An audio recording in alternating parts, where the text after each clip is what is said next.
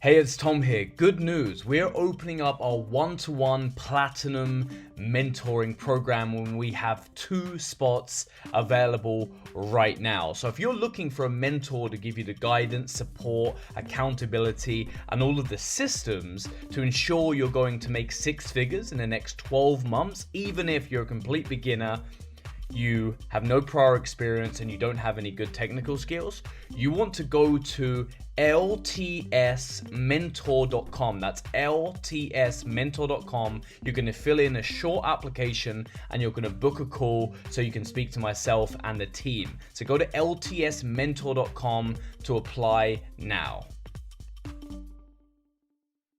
Hey guys, welcome to the Launch to Six podcast. You're here with me, Casper, and Tom. In this episode, we're going to be talking about those strange and unusual niches that people are making money in online. We're always fascinated. We do our research and look around, and it is genuinely mind-boggling that these spaces actually make money. And we thought we'd have a bit of fun with it and go through some of these with you guys. But honestly, we've got a bit of a list because it's just honestly blows our mind. Where should we start, guys? There's a few good ones here.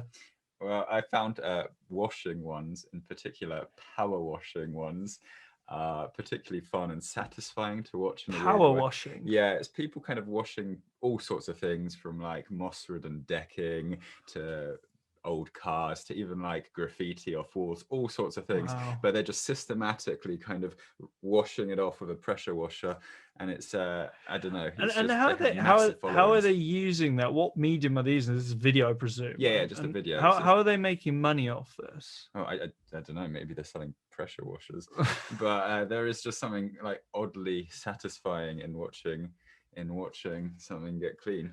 Yeah, I mean, with those particular niches, again, they're quite addictive forms of content, and so they utilize that. I imagine then using pressure washing, using affiliate links for washers. How about you, Tom? What else? What were you looking at? You said you found some quite interesting spaces. Yeah, there's quite a few. There's the Lego niche, people blogging and talking about Lego, and then people being affiliates of that, obviously on other sites and Amazon. So Lego for people that love Lego. There's a survivalist and prepping niche, which is huge in the US. So that's a massive niche, really. I mean, look, people are making millions and millions with the prepping and survivalist niche. So some people think that's normal, but some people aren't into it.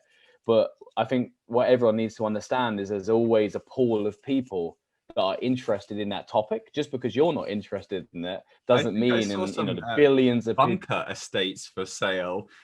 People kind of selling these underground bunkers in the desert that people are moving into. Yep. Kind of with for sure. I mean, UFOs. UFOs is a huge niche. It's a massive niche. It gets lots of clicks. People are super interested in that. I mean, that's a massive one. One raid last year. Yeah. Or was it 2 years ago? I think, again, you're going off these very kind of hypey kind of topics, UFOs, for example. I mean, if you think about it in terms of marketing, what's really great about these types of niches and monetizing them is it'll always have a slight shock factor to a new audience. And you'll also have that quite loyal audience following. So imagine anybody who is, if you think about your customer avatar and they go, well, I believe that there is UFOs. That is a faith. That is a strong belief. So you've got a strong following. They're going to look at things online.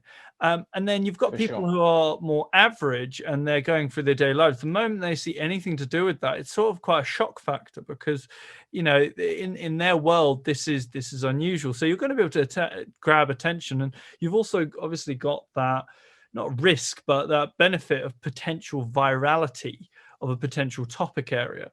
Yes. So there's many niches. I mean, I'm just going through some list here. There's the dog training niche. There's the astrology niche. There's certain religions. There is certain spiritualities. They're not sort of odd, but they're just different. They're just alternatives, so to speak. But there's also people making money, having people get their parrots to talk. And then dog training, and then there's dogs, and there's different dog Instagrams from, you know, pugs, and we'll talk about in the next episode, we'll talk about Casper's Instagram he's got, but there's many different industries, and a great way for them to find more is by going on a keyword research tool, putting in keywords and just seeing what the demand is, because if there's a high demand, there are people that are willing to buy in that niche. Yeah, and the interesting thing as well, just to go back to the dog and the cat niche, is the nature of your user, your buyer is going to be very different. And what I mean by that is when you enter those niches, you've got audiences that maybe like to consume organic content, yet they themselves may not be direct buyers. For example, there are a lot of people online who watch cat and dog videos, yet they do not have a pet themselves. Therefore, they're very unlikely to buy. You know, if you are going to say place an affiliate link for a particular product. But then the other beauty of that particular niche is that you can then look to monetize content channels like YouTube, for example, and make money through ad, where you're not necessarily directly selling a product. You're just basically providing an audience for an advertisement. And it's quite interesting to consider when you do enter these different and more unusual niches, is what is the nature of the person who will maybe viewing this content? Are they likely to buy products, or are they likely just to be a passive observer? So I say the dog and cat niche are perfect, because I guarantee there's a lot of people watching that content who don't actually own a pet. So it's something to consider when you start to look at these spaces, and you know how you're then going to engage. Now, but the other thing to mention with those type of spaces where there is a large audience who watch this type of stuff but may not. I mean, we might talk about, for example, cars. A lot of people might watch things about supercars, yet they don't necessarily own a supercar. Window shopping, if you want. But then again, that then opens up, if you are entering that niche, that space, how you could market in another format, or how you could monetize in another format. For sure. So if there's someone super interested about cameras or LED lights, they can promote that and be an affiliate for Amazon, or for however they're selling it. So whatever they're passionate about, you can make money. You might not make 5-10 grand a month, but you can make an extra 500 to 1,000 a month in passive income, for sure, especially with blogs like medium.com and stuff like that. So yeah, any niches are possible. Some are, like if I'm trying to sell, you know, bug juice or something that, you know, like a bug juice product, it's probably not going to sell that well because it's so niched, right? So it's playing around, getting the I mean, there is that form of hyper niching, and we talk quite a bit about this. And I love the old example with you know, we're big fans of the 4-hour work week by Tim Ferriss, and he talks about, I think the example he gave there was yoga for rock climbers, which I quite liked as a niche. But the real nice thing about that is for that particular individual, you could do a number of products for rock climbers, focusing around them. And if it is going to be through, say, a blog style content, YouTube, whatever it is, it opens up multiple products to serve that particular avatar. And so, you know, you might have, I mean, again, going back into that, you know, the weird spaces that you can enter, you know, obviously the pet niche, you got people there who, you know, they just like pets. And so they've got, you know, direct for pets, or it could be gifts for people who don't. So it could be calendars, for example. There's so many different spaces and so many different angles that you could take once you've established that awareness and that audience. You know, we've got a couple other here examples which we quite like. All zombie related niches. Zombies, but people love zombies. I remember that was huge a few years back. Yeah, I mean, every still film coming out in the cinema was a zombie film. Yeah, it's huge, you know, and kind of you kind of go, right, well, wow, what kind of audience is that? What kind of thing are they after? Well, funny enough, they're probably quite liking fantasy movies. They probably then link into the example you gave there, the preppers. There's a lot of cross there. So, and I've seen it where, I mean, I think it was the series The Walking Dead, where they had The Walking Dead. I think they had a special series of survival knives linked to the brand of The Walking Dead, which is absolutely bizarre when you think about it. It's like you're selling actual tools to defeat mythical creature that doesn't exist, but people love this stuff. Video games, right? People that love Call of Duty or FIFA, there's people that have FIFA blogs that be an affiliate for the game, you know, or they create their own reviews or how to do skills and tricks or whatever. Like anything's possible if there's big enough demand for it.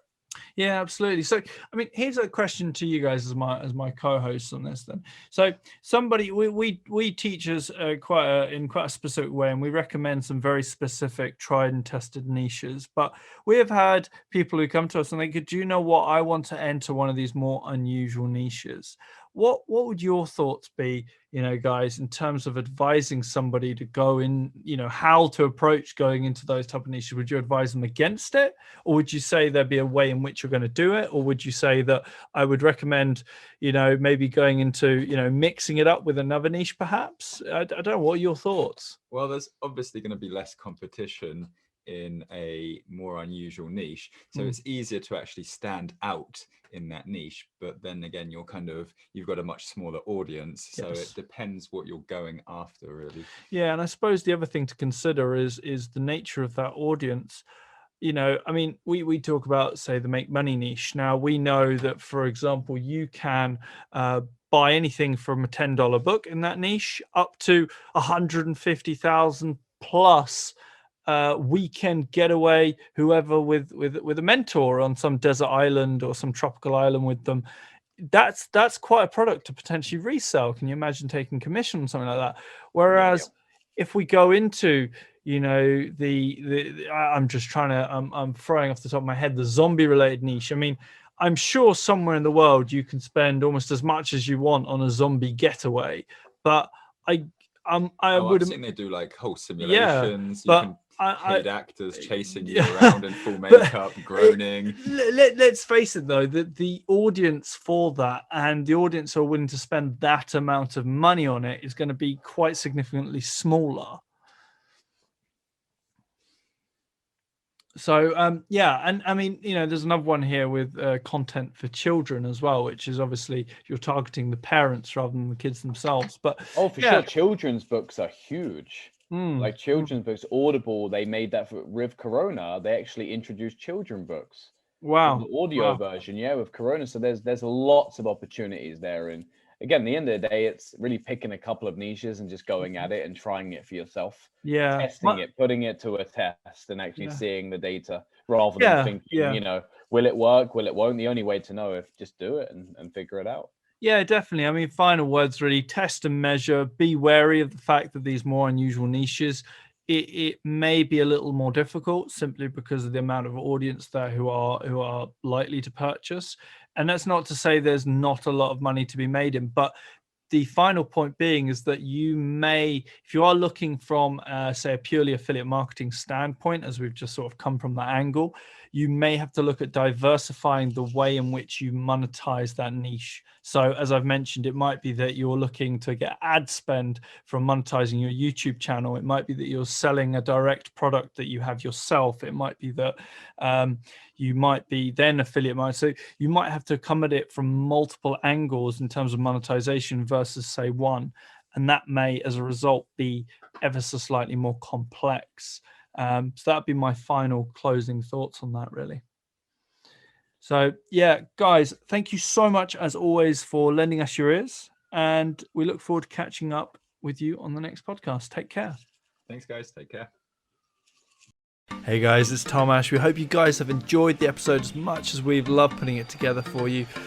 Please, guys, do us a huge favor. Hit that love button, hit that subscribe button, and review us on Apple iTunes. We do read the comments. We want to improve our content and give you guys the best that we've got. Equally, the best comment, guys, we will shout you guys out, and we are giving out free courses. So guys, please come hit that love button, leave us a review, and we'll catch you on the next podcast, guys. All the best. Take care.